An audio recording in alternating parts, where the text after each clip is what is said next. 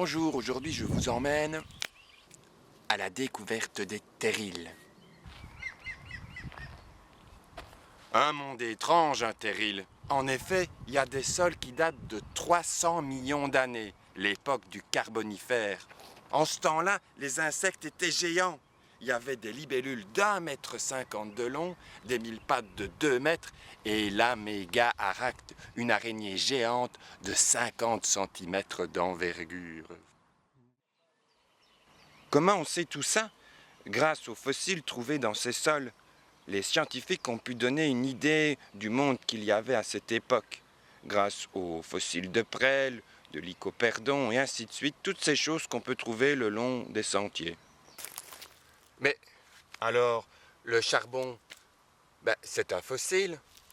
En effet, on trouve sur le terril des pierres noires mates, c'est du schiste. Mais on trouve aussi des pierres noires brillantes, comme ça. Ça, c'est le charbon des mineurs. Ça n'a rien à voir avec le charbon de bois des barbecues. C'est l'anthracite, le vrai charbon.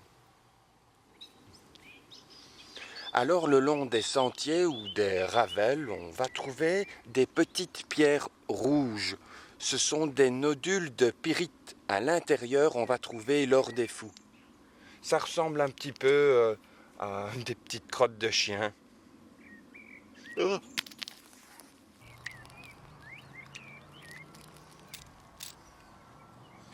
On ne trouve pas que des pierres sur un terril. On trouve aussi une nature très diversifiée.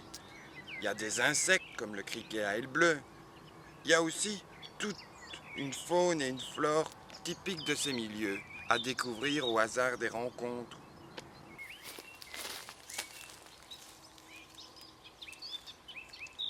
L'oseille à feuilles d'écusson. Une plante comestible.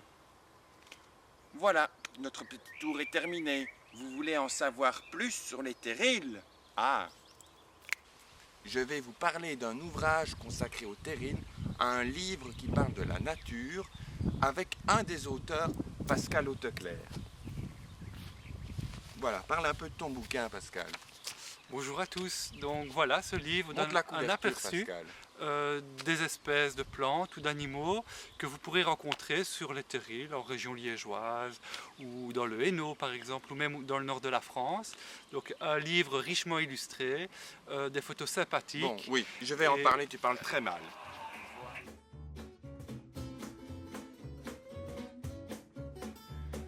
Ce livre donne une nouvelle image de ces petites montagnes noires. Depuis l'époque du charbonnage, la nature y foisonne et s'y développe. Cet ouvrage donc raconte cette histoire.